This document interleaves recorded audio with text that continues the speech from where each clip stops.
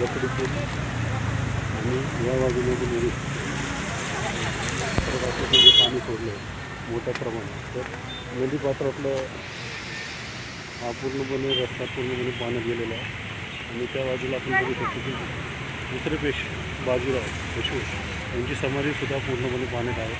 आणि मोठ्या प्रमाणावर पाणी सोडल्यामुळे नदीकाठच्या भागात मोठ्या प्रमाणावर पाणी काही सोसायटींमध्ये किंवा याच्यामध्ये सोडलं गेलं. आणि काही असे पुणेकर पण आहेत की वाहत्या पाण्यात घरचा कचरा फेकतात. अशावर काही पुणेकर आहेत, आपण बघू शकतो आता. आणि या भागातून पूर्णपणे पाणी आहे. आणि पुणेकरांच्या म्हणण्याप्रमाणे, NH12च्या म्हणण्याप्रमाणे ज्यावेळेस भिडे पूल पाण्यात जातो तेव्हा संपूर्ण जगात पूर सदृश परिस्थिती असते. आणि भिडे पूल सध्या पाण्याखाली आहे.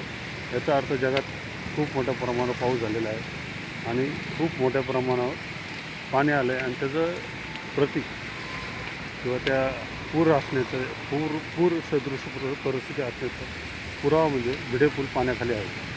आणि आपण बघू शकतो पाण्याची पातळी खूप मोठ्या प्रमाणावर आहे, वाढलेली आहे. वेधशाळेने इशारा दिला आहे की पाऊस अजूनही 3-4 दिवस कायम राहील. तर खडकवासला धरणातून मोठ्या प्रमाणावर पाण्याचा विसर्ग सुरू असल्याने नदीकाठच्या लोकांनी सुरक्षित स्थळी जावं, आपल्या सर्व वस्तूंचं त्यांनी संरक्षण करावं. आणि गरज असल्यास तरच पुणेकरांनी घराबाहेर पडावं असं सुद्धा प्रशासनाच्या वतीने सर्व पुणेकरांना आवाहन केलेलं आहे.